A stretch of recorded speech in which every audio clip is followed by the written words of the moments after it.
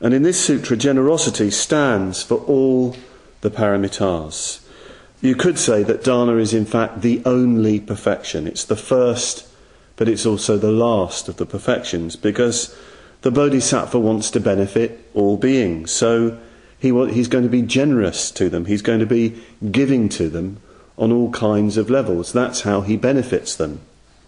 And they kind of work this out, the commentators, Asanga and Vasubandhu, that first of all, there's just straightforward giving of material things. That's dana, as it were, in the limited sense. You give money, time, energy, food. You give yourself fully. Even this could reach extraordinary proportions, giving your body, giving your life, if necessary. The Bodhisattva regards himself as the servant of all, the servant of everybody. This is a very strong aspiration in the Bodhisattva tradition. But he gives other things. The Bodhisattva gives confidence, gives protection, gives fearlessness. These are very, very important gifts. People are often very frightened, can get very frightened, very nervous, uncertain, unconfident in this changing world of ours. So the Bodhisattva aims to reassure people, to support people, to encourage people, so that they feel at ease. He does this, obviously, as much as through his presence as through any particular kind of methods. And these gifts are said to arise from, especially from the two paramitas of ethics and patience, forbearance. Because of his practice of these, the Bodhisattva is sort of morally strong, if you like, and he's at calm and at ease, doesn't get ruffled by things through his practice of patience. So he communicates confidence, calm and ease, and puts people at their ease. Well, that's generous activity. And thirdly, he gives the Dharma.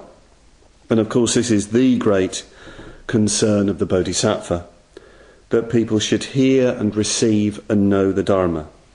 He wants to transmit, to give his sense of the deep meaning of things to others. He wants to communicate that.